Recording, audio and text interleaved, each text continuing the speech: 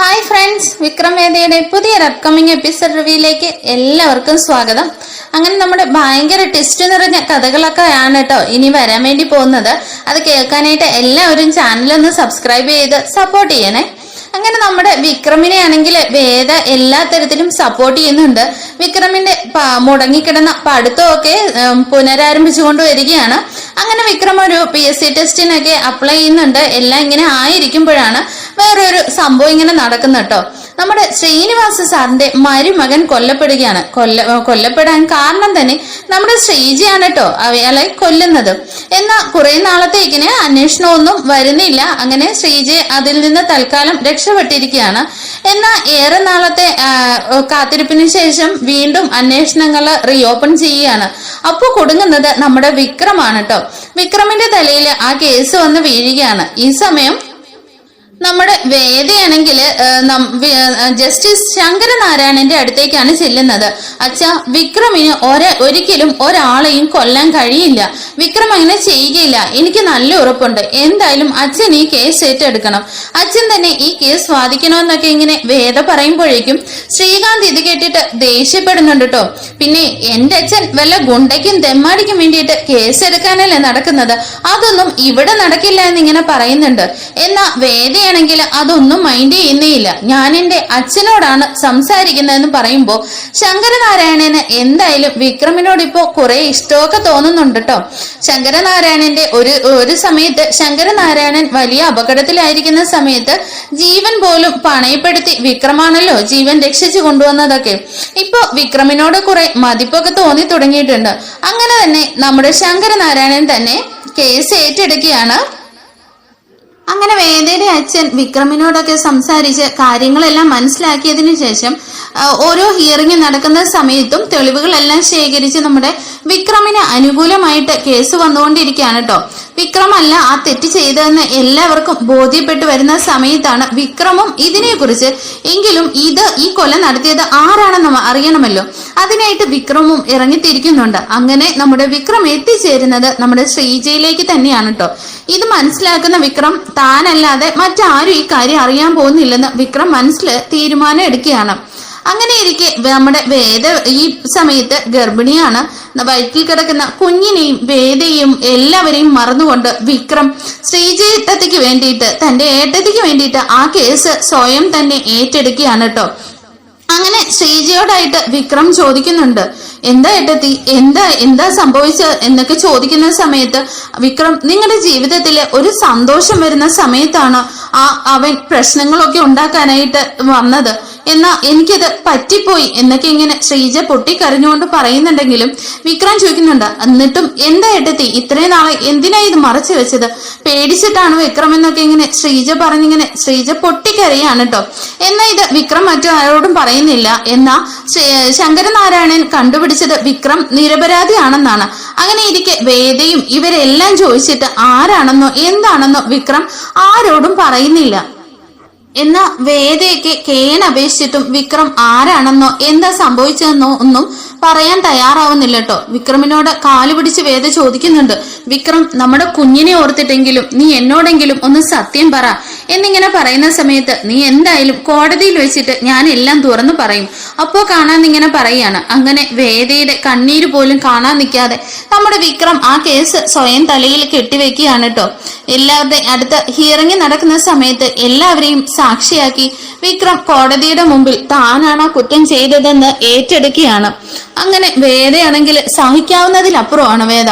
ആ സമയത്ത് വേദ പൊട്ടിക്കരയുന്നുണ്ടെങ്കിലും വിക്രം വേദയെ നോക്കാനേ കഴിയാതെ തല കുനിച്ച് നിൽക്കുകയാണ് കേട്ടോ. എന്നാൽ സ്വയം പ്രതി കേസ് താനാണ് കുറ്റം ചെയ്തതെന്ന് സമ്മതിച്ചതിനാൽ പിന്നീട് ജസ്റ്റിസ് ശങ്കരനാരായണനും ഒന്നും സംസാരിക്കാനോ അതിൽ കൂടുതൽ വാദിക്കാനോ കഴിയുന്നില്ല.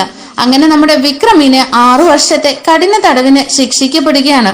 അങ്ങനെ നമ്മുടെ വേദയാണെങ്കില് പൊട്ടിക്കരഞ്ഞുകൊണ്ട് തന്നെ ആ കോടതി മുറിയിൽ നിന്ന് ഇറങ്ങി ഓടുകയാണ് കേട്ടോ. അങ്ങനെ നമ്മുടെ വിക്രമിനെ കൈവിലങ്ങ് വെച്ചുകൊണ്ട് പോവുകയാണ്.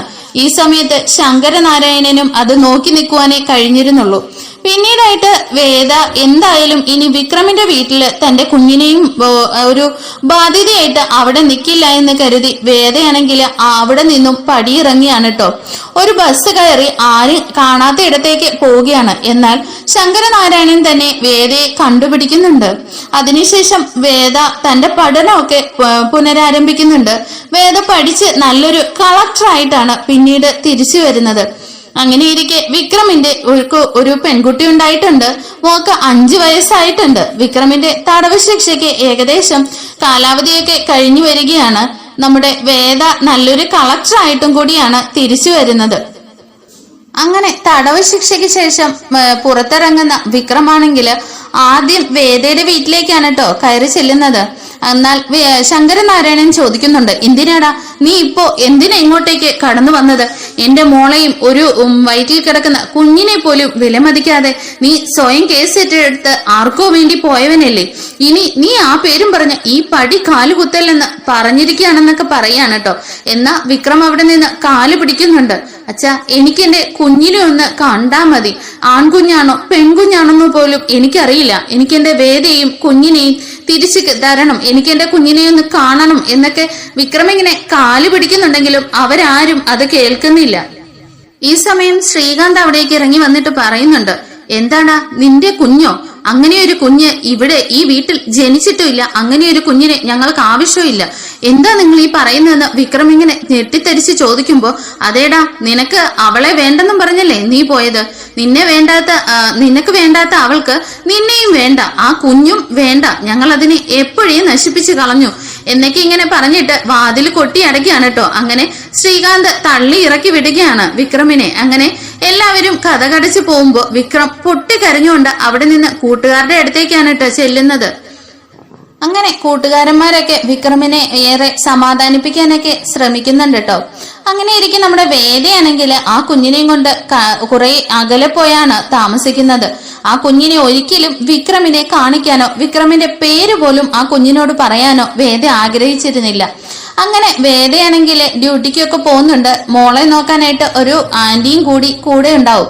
ആ കുട്ടി സ്കൂളിലൊക്കെ ചേർന്നിട്ടുണ്ട് കേട്ടോ. അങ്ങനെ നമ്മുടെ വിക്രമാണെങ്കിൽ സ്വന്തം മോളാണെന്നറിയാതെ തന്നെ ആ കുട്ടിയായിട്ട് രണ്ടുപേരും ഭയങ്കര ഫ്രണ്ട്ഷിപ്പൊക്കെ ആവുന്നുണ്ട്. ആ കുട്ടിയെ കൊണ്ട് പുറത്തു പോവുകയും ആ കുട്ടിക്ക് വേണ്ട സാധനങ്ങളൊക്കെ മേടിച്ചു കൊടുക്കുന്നുണ്ട്. എന്തായാലും വിക്രം ഇങ്ങനെ ഒരു ദിവസം ആ കുട്ടിയോട് ചോദിക്കുന്നുണ്ട്, എന്തായാലും മോളുടെ ഏറ്റവും വലിയ ആഗ്രഹം എന്താന്നിങ്ങനെ ചോദിക്കുന്നുണ്ട്. അപ്പൊ ആ കുട്ടി പറയുന്നുണ്ട്, ഇല്ലെങ്കിൽ നിങ്ങൾക്കത് സാധിച്ചു തരാൻ കഴിയില്ല, ഞാനത് ഒരിക്കലും പറയില്ല എന്നിങ്ങനെ പറയാണ്. എന്തായാലും ഞാൻ സാധിച്ചു തരാന്നിങ്ങനെ പറയുന്ന സമയത്ത് ആ കുട്ടി പറയുന്നുണ്ട്, എനിക്ക് ഒരച്ഛനെ വേണം. എന്റെ ഫ്രണ്ട്സിന് എല്ലാവർക്കും അച്ഛനുണ്ട്. എല്ലാവരുടെയും അച്ഛന്മാരെ കൊണ്ടുവിടുന്നതും വിളിച്ചുകൊണ്ട് പോകാനൊക്കെ വരുന്നത്. പക്ഷെ എനിക്ക് മാത്രം അച്ഛനില്ല. എന്റെ അമ്മയോട് അതിനെക്കുറിച്ച് ചോദിക്കാനും എനിക്ക് സങ്കടമാ. അമ്മയോട് അതിനെക്കുറിച്ച് ചോദിക്കുമ്പോഴെല്ലാം എന്റെ അമ്മ കരയാറുണ്ടെന്നൊക്കെ ഇങ്ങനെ പറയാണ് കേട്ടോ. ഇത് കേട്ടുന്ന വിക്രമിന് ആകെ സങ്കടമാകുന്നുണ്ട്. എന്നാ തന്റെ ഒരു മോള് ജീവിച്ചിരിപ്പുണ്ടെന്ന് പോലും നമ്മുടെ വിക്രം അറിയുന്നേയില്ല. അങ്ങനെ എന്നാ വിക്രം പറയുന്നുണ്ട്, എന്തായാലും മോളുടെ അച്ഛനായിട്ട് എന്നെ തന്നെ കണ്ടോ, മോൾക്ക് എന്ത് വേണമെങ്കിലും എന്നോട് പറഞ്ഞാൽ മതി എന്നൊക്കെ പറഞ്ഞിട്ട് അവര് ഭയങ്കര ഡീപ്പായിട്ട് ഫ്രണ്ട്ഷിപ്പൊക്കെ ആവുന്നുണ്ട് കേട്ടോ. അങ്ങനെ ഒരു ദിവസം ആ കുട്ടിക്ക് ഐസ്ക്രീം വേണമെന്ന് പറയാട്ടോ. അങ്ങനെ കൂടെ കുട്ടിയെ നോക്കുന്ന ആ ആയിയും കൂടെ ഉണ്ടാവും. അങ്ങനെ അവരെയും കൂട്ടി വിക്രമാണെങ്കിൽ ഐസ്ക്രീം പാർലറിലൊക്കെ പോയിരിക്കുന്നുണ്ട്. ഈ സമയത്ത് ശങ്കരനാരായണൻ അവിടേക്ക് വരുന്നുണ്ടെങ്കിലും ഇവര് തമ്മിൽ കാണാതെ, അതാണ് നമ്മുടെ കഥയുടെ ഒരു ട്വിസ്റ്റ് കേട്ടോ, അവര് തമ്മിൽ കാണുന്നേയില്ല. അത് വിക്രമിന്റെ മോളാണെന്ന് തിരിച്ചറിയാൻ അവിടെ ഒരു ചാൻസ് കിട്ടുന്നില്ല. അങ്ങനെ വിക്രമാണെങ്കിൽ അവര് തമ്മിൽ പരസ്പരം കാണാതെ തന്നെ ആ കുട്ടിക്ക് ഐസ്ക്രീം ഒക്കെ മേടിച്ചു കൊടുത്ത് അവര് എൻജോയ് ചെയ്തങ്ങ് പോവാണ്. ശങ്കരനാരായണൻ വേറെ എൻഡിൽ കൂടി ജ്യൂസൊക്കെ കുടിച്ച് അങ്ങനെ പോകുന്നുണ്ട് കേട്ടോ. പിന്നീടായിട്ട് ഒരു ദിവസം നമ്മുടെ മോളാണെങ്കിൽ വേദയോട് ഇങ്ങനെ ശാഠ്യം പിടിക്കുന്നുണ്ട്, അമ്മേ ഇന്ന് നമുക്ക് പുറത്തുനിന്ന് ഫുഡ് കഴിക്കാന്നിങ്ങനെ. എന്നാ വേദയാണെങ്കിൽ മോളെ ഇന്ന് അമ്മയ്ക്ക് ഇമ്പോർട്ടന്റ് ആയിട്ടുള്ള മീറ്റിംഗ് ഉണ്ട്, അതിനാൽ എനിക്ക് ഇന്ന് വരാൻ കഴിയില്ല എന്നൊക്കെ പറയുന്നുണ്ടെങ്കിലും കുട്ടി ഇങ്ങനെ ശാഠ്യം പിടിച്ചുകൊണ്ടേ ഇരിക്കുകയാണല്ലോ. അങ്ങനെ എന്നാ ആന്റി കൂട്ടി മോള് പുറത്ത് പോയി ഫുഡ് കഴിച്ചോ എന്ന് പറഞ്ഞിട്ട് വേദ അവിടെ നിന്ന് പോകുന്നുണ്ട് കേട്ടോ. എന്നാ ആന്റിയോടായിട്ട് മോള് പറയുന്നുണ്ട്, ആന്റി നമുക്ക് വിക്രമങ്കിളിനെയും ഫ്രണ്ട്സിനെയും വിളിച്ചാലോ എന്നിങ്ങനെ പറയുന്ന സമയത്ത് ഓക്കെ എന്ന് പറഞ്ഞിട്ട് അവര് വിക്രമിനെയും ഫ്രണ്ട്സിനെയും വിളിച്ച് ഇങ്ങനെ ബിരിയാണിയൊക്കെ കഴിക്കാനായിട്ട് പോവാണ് കേട്ടോ. അങ്ങനെ കഴിച്ചുകൊണ്ടിരിക്കുന്ന സമയത്ത് നമ്മുടെ കളക്ടറിന് എന്തോ ഇമ്പോർട്ടന്റ് ആയിട്ട് ആ ഹോട്ടലിലേക്ക് വരുന്നുണ്ട്. അങ്ങനെ വരുന്ന സമയത്ത് നമ്മുടെ കുട്ടി ആന്റിയും കൂടി വിക്രമിന്റെയും ഒക്കെ കൂടെയാണെന്ന് അറിയില്ലല്ലോ. അങ്ങനെ വേദയെ കാണുന്നതും അവര് പെട്ടെന്ന് പോയി തന്നെ വാഷ്റൂമിൽ പോയി പാത്തിരിക്കുന്നുണ്ട് കേട്ടോ. എന്നാ ഈ സമയം വേദ ഉള്ളിലേക്ക് എൻട്രി ചെയ്ത് വരുന്ന സമയത്ത് വേദയെ കാണുന്നതും വിക്രമിന് ആകെ ദേഷ്യമാണ് ആ സമയത്ത് വരുന്നത്. തന്റെ കുഞ്ഞിനെ ഇല്ലാതാക്കിയ എന്ന രീതിയിലാണ് വേദയോടുള്ള ദേഷ്യം. തന്റെ ജീവിതം നശിപ്പിച്ചു, തന്റെ മോളെ പോലും ചിന്തിക്കാതെ തന്റെ ജീവിതം നശിപ്പിച്ച വിക്രമിനോട് വേദയ്ക്കും അതിയായ ദേഷ്യമാണ് കേട്ടോ ഉള്ളത്. ഈ സമയത്ത് വേദ ഇങ്ങനെ കടന്നു വരുമ്പോഴേക്കും ആഹാ, കളക്ടറമ്മ എത്തിയല്ലോ, ഇവിടെ എത്തിയോ, എന്തായാലും കൊലപ്പുള്ളി കളക്ടർ, എന്തായാലും നല്ല മാച്ചിങ് ആണല്ലോ, എന്തായാലും ഇതൊരു ചേർച്ചയില്ലല്ലോ എന്നൊക്കെ ഇങ്ങനെ വിക്രം കളിയാക്കി ചിരിക്കുന്നുണ്ട് കേട്ടോ. ഈ സമയത്ത് തന്നോട് എനിക്ക് സംസാരിക്കാൻ തീരെ താല്പര്യമില്ല, താനൊന്ന് പൊയ്ക്കെന്ന് പറഞ്ഞിട്ട് വേദ അവിടെ നിന്ന് ദേഷ്യപ്പെട്ടു പോവുകയാണ് കേട്ടോ.